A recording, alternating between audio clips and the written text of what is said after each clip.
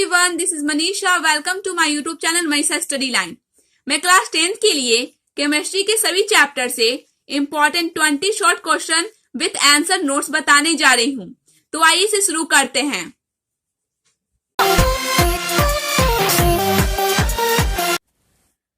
Question number first है, रासायनिक समीकरण को संतुलित करना क्यों आवश्यक है? रासायनिक समीकरण को संतुलित करना क्यों आवश्यक है? तो इसका आंसर होगा, सामान्यतः रासायनिक समीकरण से अभिक्रिया के अभिकार को एवं उत्पादों की जानकारी मिलती है, लेकिन अभिक्रिया में उत्पाद की एक निश्चित मात्रा के निर्माण के लिए आवश्यक अभिकारकों के द्रव्यमानों का सही आकलन संतुलित समीकरण की सहायता से ही संभव है। अतः समीकरण को संतुलित करना आवश्यक है। क्वेश्चन नंबर सेकंड है, चिप्स की थैली में कौन सी गैस भरी होती है और क्यों? तो इसका आंसर होगा, हम जानते हैं कि विकृत गंधीयता के कारण तैलीय खाद्य पदार्थ कुछ समय के पश्चात खाने योग्य नहीं रह जाते हैं। खाद्य पदार्थों के विकृत गंधीयता होने की क्रिया ऑक्सीजन की उपस्थिति के कारण होती है। ऑक्सीजन की अपेक्षा नाइट्रोजन कम सक्रिय गैस है, अतः चिप्स की थैली में नाइट्रोजन गैस भरी होती है। यह गैस चिप्स को उपचयित होने से रोकती है, फलतः चिप्स का स्वाद ताजा और दुर्गंध रहित बना रहता है। क्वेश्चन नंबर थर्ड है, भोजन को दुर्गंधित होने से रोकने के लिए क्या क्या उपाय किए जा सकते हैं? तो इसका आंसर होगा, बचाव के विभिन्न उपाय हैं। जैसे फर्स्ट है, वसायुक्त एवं तैलीय भोजन में एक विशेष प्रकार का पदार्थ एंटीऑक्सीडेंट को मिला देने से उसका अपचयन रुक जाता है। सेकेंड है, घरों में भोजन को रेफ्रिजरेटर में रखकर भी उपचयन को कम किया जा सकता है। थर्ड है, भोजन को वायुरुद्ध बर्तनों में रखकर अथवा कम अभिक्रियाशील गैस के वातावरण में रखकर भी उपचयन को कम किया जा सकता है। क्वेश्चन नंबर 4 है, जल की अनुपस्थिति में हाइड्रोजन क्लोराइड गैस लिटमस पत्र का रंग क्यों नहीं बदलता है? तो इसका आंसर होगा, सूक्ष्म हाइड्रोजन क्लोराइड गैस आयनित होकर हाइड्रोजन आयन प्रदान नहीं कर सकती है, अतः यह अम्लीय गुण नहीं दर्शा सकती है। इस कारण से यह लिटमस पत्र के रंग को प्रभावित नहीं कर सकती है। इसके अम्लीय गुण के लिए जल विलायक की उपस्थिति अनिवार्य है। क्वेश्चन नंबर 5 है, अम्ल क्या है? कोई दो उदाहरण दे। अम्ल जल में विलयनशील वे पदार्थ हैं जिनका जलीय विलयन स्वाद में खट्टा होता है। वह नीले लिटमस पत्र को लाल कर देता है तथा धातु से अभिक्रिया कर हाइड्रोजन गैस मुक्त करता है।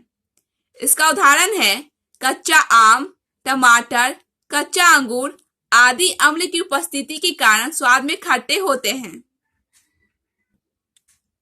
क्वेश्चन नंबर 6 है, पीतल एवं तांबे के बर्तनों में दही एवं खट्टे पदार्थ क्यों नहीं रखने चाहिए? अम्ल प्रायः संक्षारक होते हैं। दही एवं खट्टे पदार्थों में वर्तमान अम्ल पीतल एवं तांबे के बर्तनों की धातु से अभिक्रिया करके उनका संक्षारण करते हैं। यही कारण है कि पीतल एवं तांबे के बर्तनों में दही एवं खट्टे पदार्थ नहीं रखे जाते हैं। क्वेश्चन नंबर 7 है, निस्तापन और जारण में क्या अंतर है? तो इसका आंसर होगा, निस्तापन एवं जारण दोनों में सांद्रित अयस्क से ऑक्साइड प्राप्त होता है, फिर भी इनमें मुख्य अंतर निम्नांकित है। फर्स्ट, जारण का तापमान निस्तापन के तापमान से कुछ ज्यादा होता है। सेकेंड, निस्तापन में अयस्क को अकेले ही गर्म करते हैं, जबकि जारण में अयस्क को अकेले या किसी अन्य पदार्थ के साथ मिलाकर गर्म करते हैं। थर्ड है, निस्तापन में वायु की उपस्थिति अनिवार्य नहीं है, जबकि जारण में अनिवार्य है।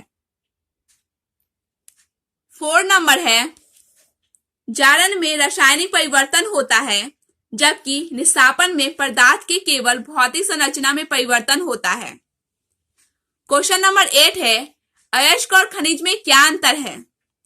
तो इसका आंसर होगा खदान में पाए जाने वाले धातु के संयुक्त यौगिक खनिज कहलाते हैं और वे खनिज जिनसे धातु बड़े पैमाने पर आसानी से एवं कम खर्च में निकाली जा सकती है अयस्क कहलाते हैं।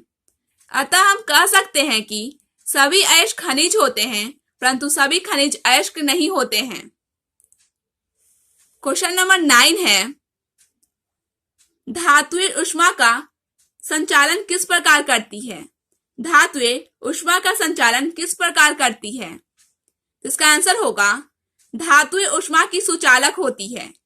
जब किसी धातु को गर्म किया जाता है तो उसके परमाणु ऊर्जा प्राप्त करते हैं तथा विस्तृत आयाम के साथ अधिक कंपन करते हैं। यह ऊर्जा इलेक्ट्रॉन को स्थानांतरित हो जाती है जो पूरे धातु में गमन करते हैं। यह इलेक्ट्रॉन अपनी ऊर्जा दूसरे इलेक्ट्रॉनों और परमाणुओं को प्रदान कर देते हैं। इस प्रकार ऊष्मा का संचालन होता है। क्वेश्चन नंबर 10 है, हीरा विद्युत का कुचालक होता है किंतु ग्रेफाइट सुचालक क्यों? हीरे की संरचना नियमित चतुष्फलकीय होती है जो त्रिविम में फैलकर वृहत अणु बनाती है। इसमें मुक्त इलेक्ट्रॉन नहीं होते हैं, अतः हीरा विद्युत का कुचालक होता है। ग्रेफाइट में षटकोणीय वलय होते हैं जो परस्पर जुड़कर परमाणुओं की विशाल परत बनाते हैं। यह परत कुछ अंतराल पर एक साथ रहते हैं। इस प्रकार ग्रेफाइट में अनेकों वलय एक दूसरे के ऊपर शिथिल रूप से सटे रहते हैं। इसमें मुक्त इलेक्ट्रॉन रहते हैं जो संपूर्ण रवा जालक में गमन कर सकते हैं। अतः ग्रेफाइट विद्युत का सुचालक होता है। क्वेश्चन नंबर 11 है, कार्बन एवं उसके यौगिकों का उपयोग ईंधन के रूप में क्यों किया जाता है? तो इसका आंसर होगा कार्बन एवं उसके यौगिकों का ईंधन के रूप में उपयोग के निम्नलिखित कारण है। फर्स्ट है, ये दहन के फलस्वरूप अधिक ऊष्मा उत्पन्न करते हैं। सेकेंड, इनमें कार्बन एवं हाइड्रोजन की मात्रा अधिक होने के कारण इनका ज्वलन ताप सामान्य होता है। थर्ड है, इनका रख रखाव आसान है। 4 नंबर, इनके दहन का नियंत्रण संभव है। क्वेश्चन नंबर 12 है, मक्खन और खाद्य तेल में अंतर समझने के लिए एक परीक्षण बताएं। मक्खन एक वसा है जिसकी हाइड्रोकार्बन श्रृंखलाएं संतृप्त होती है। खाद्य तेल में असंतृप्त कार्बन श्रृंखला वाले यौगिक वशीय अम्ल होते हैं। ब्रोमीन या बेयर अभिकर्मक असंतृप्त यौगिकों से अभिक्रिया कर रंगीन हो जाते हैं। अतः इनका उपयोग कर मक्खन और खाद्य तेल का परीक्षण कर सकते हैं। क्वेश्चन नंबर 13 है, आधुनिक आवर्त नियम क्या है? आधुनिक आवर्त नियम क्या है? मोस्ले 1911 के अध्ययन के आधार पर बताया गया कि परमाणु संख्या ही किसी तत्व का मौलिक गुण है, न कि परमाणु भार। आधुनिक आवर्त नियम इसी परमाणु संख्या पर आधारित है। इस नियम के अनुसार तत्वों के भौतिक एवं रासायनिक गुण उनकी परमाणु संख्या के आवर्त फलन होते हैं। आधुनिक आवर्त सारणी में तत्वों को इसी नियम के अनुसार उनकी परमाणु संख्या के बढ़ते क्रम में सजाया गया है। क्वेश्चन नंबर 14 है, वन एवं वन्य जीव हमारे लिए किस प्रकार से लाभदायक हैं? वन एवं वन्य जीव पर्यावरण को सुरक्षित एवं संतुलित रखने में सहायक होते हैं। वन पर्यावरण की सुरक्षा के साथ साथ हमारी मूलभूत आवश्यकताओं जैसे आवास निर्माण, सामग्री, रबर आदि की आपूर्ति करते हैं।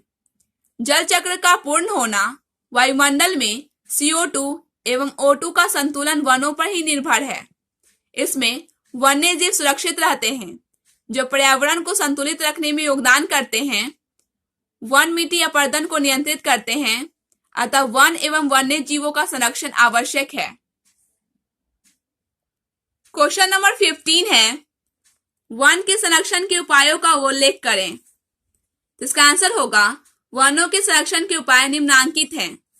फर्स्ट, वनों की कटाई को विवेकपूर्ण बनाना तथा पूर्णतः परिपक्व एवं सूखे पेड़ों को ही काटने की अनुमति देना। सेकेंड, बचे हुए वन क्षेत्रों का संरक्षण करना। थर्ड, आसपास के बंजर एवं पड़ती भूमि पर सघन वृक्षारोपण करना। 4 नंबर, वृक्षारोपण हेतु जनता को जागरूक करना तथा स्वयंसेवी संस्थाओं को प्रोत्साहित करना। क्वेश्चन नंबर 16 है, बांध से हमें क्या लाभ होता है बताएं। बांध से हमें निम्नलिखित लाभ है। फर्स्ट है, यह सिंचाई के लिए जल उपलब्ध कराता है। सिंचाई के लिए बांध के जल को नहर द्वारा दूर दूर तक ले जाया जाता है, जैसे इंदिरा गांधी नहर ने राजस्थान के बड़े क्षेत्र को हरित किया है। सेकेंड नंबर, बांधों के निर्माण का उद्देश्य बिजली का उत्पादन भी है। इसके लिए नदियों पर डैम बनाए जाते हैं तथा डैम की पेंदी में जल विद्युत शक्ति संयंत्र लगाए जाते हैं। डैम के ऊपरी भाग में जल को संयंत्र पर गिराया जाता है, जिसके फलस्वरूप बिजली उत्पन्न होती है। क्वेश्चन नंबर 17 है, ऊर्जा संकट के समाधान के उपायों का उल्लेख करें। इसका आंसर होगा ऊर्जा संकट के समाधान के उपाय। जैसे फर्स्ट है, ऊर्जा के प्राकृतिक संसाधनों का उपयोग विवेकपूर्ण ढंग से करके ऊर्जा संकट को एक सीमा तक दूर किया जा सकता है। सेकेंड है, ऊर्जा के पारंपरिक स्रोत सीमित हैं, अतः ऊर्जा के वैकल्पिक स्रोतों जैसे सौर ऊर्जा, पवन ऊर्जा, बायोगैस आदि को विकसित कर ऊर्जा संकट से निपटा जा सकता है। थर्ड है, परमाणु ऊर्जा के उत्पादन की क्षमता विकसित करके भी ऊर्जा संकट से काफी हद तक निपटा जा सकता है। क्वेश्चन नंबर 18 है, जल संग्रहण आवश्यक है क्यों? इसका आंसर होगा जल को जीवन सार कहते हैं, क्योंकि इसके बिना जीवन संभव नहीं है। इसका उपयोग हम प्रतिदिन अनेक प्रयोजन जैसे दैनिक कार्यों, शारीरिक क्रियाओं, सिंचाई, बिजली उत्पादन तथा तकनीकी विकास आदि में करते हैं। औद्योगिक क्रांति एवं जनसंख्या वृद्धि के कारण जल की मांग में काफी वृद्धि हुई है, परंतु उसकी उपलब्धता में कमी आई है। भूमिगत जल के भंडारों में कमी आई है तथा भूमिगत जल स्तर गिरता जा रहा है। फलतः शहरों में जलापूर्ति की समस्या गंभीर होती जा रही है। अतः वर्षा जल का संग्रहण आवश्यक है ताकि भूमिगत जल स्तर बरकरार रहे। क्वेश्चन नंबर 19 है, धातुओं में इलेक्ट्रॉन त्याग कर धन आयन बनाने की प्रवृत्ति होती है क्यों? तो इसका आंसर होगा धातुओं में इलेक्ट्रॉन त्याग कर धन आयन बनाने की प्रवृत्ति होती है, अर्थात वे विद्युत धनात्मक होती है। इस कारण है कि धातु परमाणुओं के बाह्यतम शेल में 1, 2 या 3 इलेक्ट्रॉन होते हैं। यह अपने बाह्यतम शेल के इलेक्ट्रॉन को त्याग कर अपने अपने निकटतम अक्रिय गैस की स्थायी संरचना प्राप्त करना चाहते हैं। इलेक्ट्रॉन के त्याग के फलस्वरूप इनके परमाणु में प्रोटॉनों की संख्या इलेक्ट्रॉनों की संख्या से अधिक हो जाती है। फलतः धातुएं इलेक्ट्रॉन त्याग कर धन आयन प्रदान करती है। क्वेश्चन नंबर 20 है, सोडियम, पोटेशियम और लिथियम को तेल के अंदर संग्रहित क्यों किया जाता है? इसका आंसर होगा सोडियम, पोटेशियम और लिथियम अत्यंत अभिक्रियाशील धातु है। ये नम वायु में उपचयित होकर अपनी चमक खो देते हैं। इनकी सतह पर धातु ऑक्साइड का आवरण बनता है, जो नमी सोखकर हाइड्रोक्साइड में और CO2 सोखकर कार्बोनेट में परिवर्तित हो जाता है। इस प्रकार ये नष्ट हो सकते हैं, साथ ही ये वायु में आग भी पकड़ सकते हैं। इसी कारण इन्हें तेल में डुबोकर रखा जाता है। ये सभी केमिस्ट्री के सभी चैप्टर के VVI शॉर्ट क्वेश्चन आंसर हैं, जो मैट्रिक बोर्ड एग्जाम के लिए मोस्ट इंपॉर्टेंट है। Thanks for watching, take care.